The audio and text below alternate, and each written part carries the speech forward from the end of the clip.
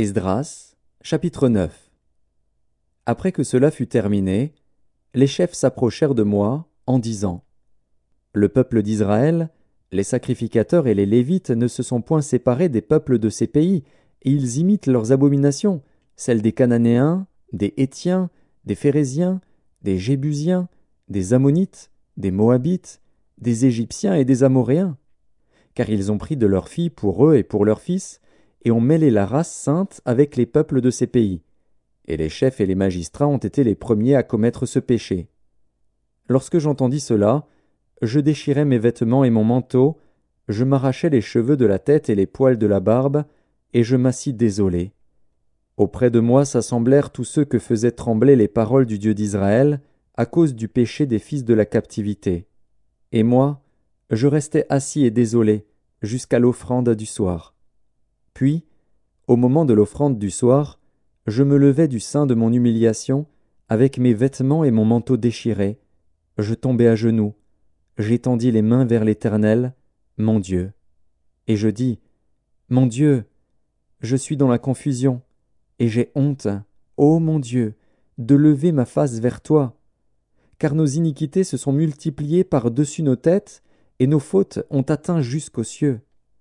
Depuis les jours de nos pères, nous avons été grandement coupables jusqu'à ce jour, et c'est à cause de nos iniquités que nous avons été livrés, nous, nos rois et nos sacrificateurs, aux mains des rois étrangers, à l'épée, à la captivité, au pillage et à la honte qui couvre aujourd'hui notre visage.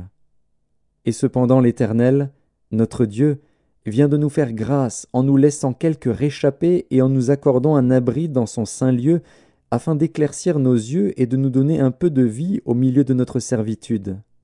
Car nous sommes esclaves, mais Dieu ne nous a pas abandonnés dans notre servitude.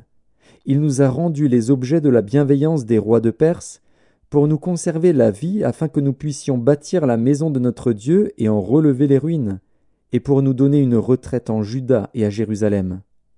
Maintenant, que dirons-nous après cela, ô notre Dieu? Car nous avons abandonné tes commandements, que tu nous avais prescrits par tes serviteurs les prophètes, en disant: Le pays dans lequel vous entrez pour le posséder est un pays souillé par les impuretés des peuples de ces contrées, par les abominations dont ils l'ont rempli d'un bout à l'autre avec leurs impuretés. Ne donnez donc point vos filles à leurs fils, et ne prenez point leurs filles pour vos fils, et n'ayez jamais souci ni de leur prospérité ni de leur bien-être, et ainsi vous deviendrez forts. Vous mangerez les meilleures productions du pays, et vous le laisserez pour toujours en héritage à vos fils.